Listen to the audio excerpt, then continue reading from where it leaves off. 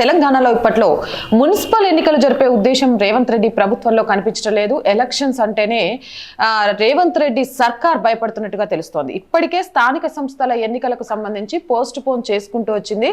ఫిబ్రవరిలో schedule release చేస్తా అని చెప్పినా ఇప్పటి వరకు షెడ్యూల్ రాకపోవడంతో స్థానిక సంస్థల ఎన్నికలపై చాలా వినబడుతూ ఉన్నాయి. ఒక పక్క నుంచి బీఆర్ఎస్ పార్టీలో ఉన్న నాయకుల్ని తమ పార్టీలో చేర్చుకోవడమే ఉద్దేశంగా అడుగులు ముందుకేస్తున్న రేవంత్ రెడ్డి 6 పథకాల హామీతో తెలంగాణ ప్రజల్లో తీవ్ర వ్యతిరేకతను నెలకొన్నారు.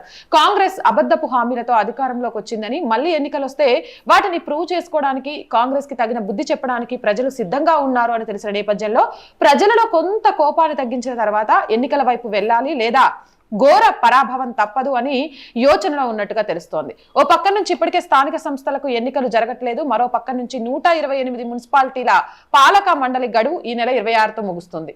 ఇక వీటిలో 120 మున్సిపాలిటీలు ఉన్నాయి, 8 కార్పొరేషన్లు ఉన్నాయి.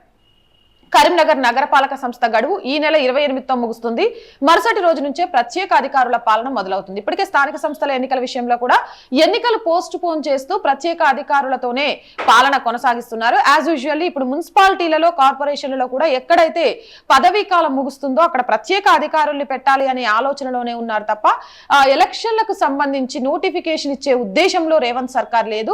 కారణం ప్రజలకు బూటకపు హామీలనిచ్చి హామీల నేపథ్యంలో అధికారంలోకి వచ్చిన కాంగ్రెస్ ఏడాది కాలం పూర్తి చేసిన మంత్రిమండలి విస్తరణ చేయలేకపోయింది. ప్రజలకిచ్చిన 6 పథకాలని అమలు చేయలేకపోయింది. ఈ నేపథ్యంలో గ్రామీణ స్థాయిలో అలాగే పట్టణ స్థాయిలో యువతలో ముఖ్యంగా కాంగ్రెస్ ప్రభుత్వం మీద వ్యతిరేకత మొదలైంది.